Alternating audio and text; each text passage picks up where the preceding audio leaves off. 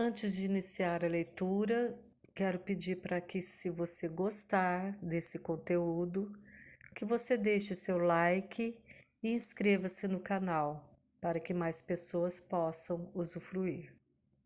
Gratidão. Entendimento. Quase todas as pessoas bem-sucedidas que eu conheço ouvem mais do que falam. Se você costuma escolher com cuidado as pessoas com quem anda, vale a pena ouvir o que elas têm a dizer. Você não precisa apagar a luz do próximo para que a sua possa brilhar. Bernard M. Baruch.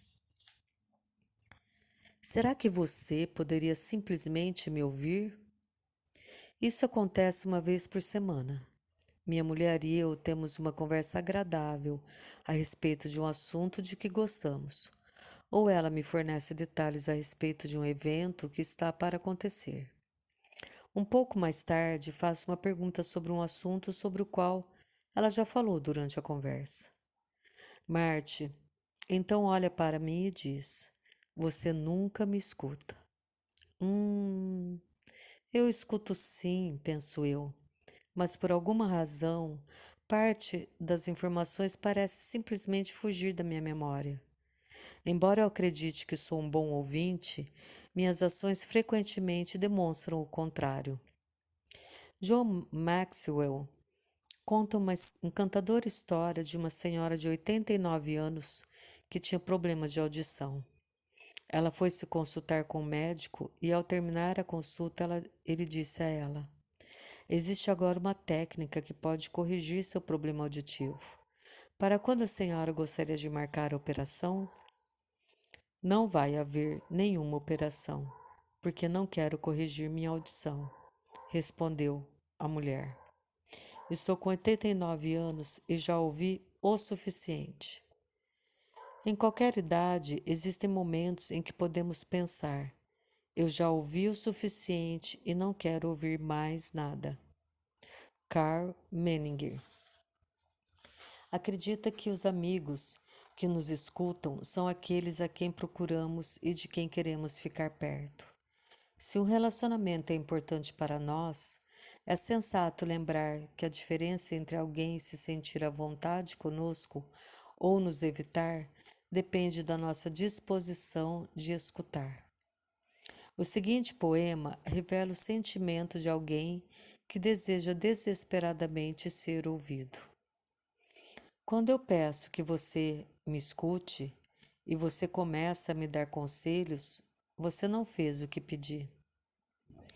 Quando eu peço que você me escute e você me diz que eu não deveria me sentir assim, você está menosprezando os meus sentimentos.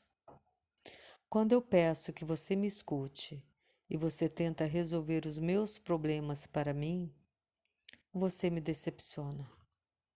Ouça, tudo que eu pedi foi que você me escutasse, não que falasse ou agisse. Simplesmente me escute. O conselho é barato. O preço de um único jornal nos permite ler. Dear Abby e Billy Graham. Eu posso agir sozinho. Não estou indefeso. Talvez desanimado e hesitante, mas não indefeso. Então, por favor, escute. Simplesmente me ouça. E se você quiser falar, espere um minuto até chegar a sua vez. E então eu o escutarei. Autor desconhecido. Esse escritor desconhecido estava expressando uma frustração sentida diariamente por um grande número de pessoas. Nos escritórios, no pátio das escolas, nos quartos dos hospitais, nas residências, no metrô e em toda parte encontramos pessoas que sentem verdadeiramente que ninguém está interessado na vida delas. Paul Tournier referiu-se da seguinte maneira a essa necessidade universal. É impossível, disse ele, enfatizar demais a imensa necessidade que os seres humanos têm de serem ouvidos, de serem levados a sério, de serem compreendidos. Ninguém pode se desenvolver livremente neste mundo e sentir-se realizado sem ser totalmente compreendido, pelo menos por uma pessoa. Preste atenção às conversas que acontecem no mundo, tanto entre os países quanto entre casais. Elas são, em sua maior parte, diálogos entre surdos. Pesquisas indicam que passamos 30% de um dia útil falando, 16% lendo, 9% escrevendo e 45%, a maior parte do tempo, ouvindo.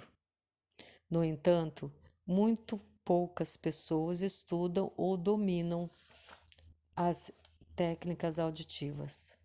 Embora quase metade do nosso dia seja gasto nessa atividade.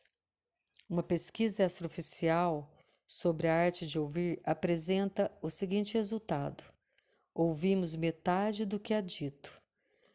Prestamos atenção à metade do que ouvimos. Entendemos a metade daquilo a que prestamos atenção.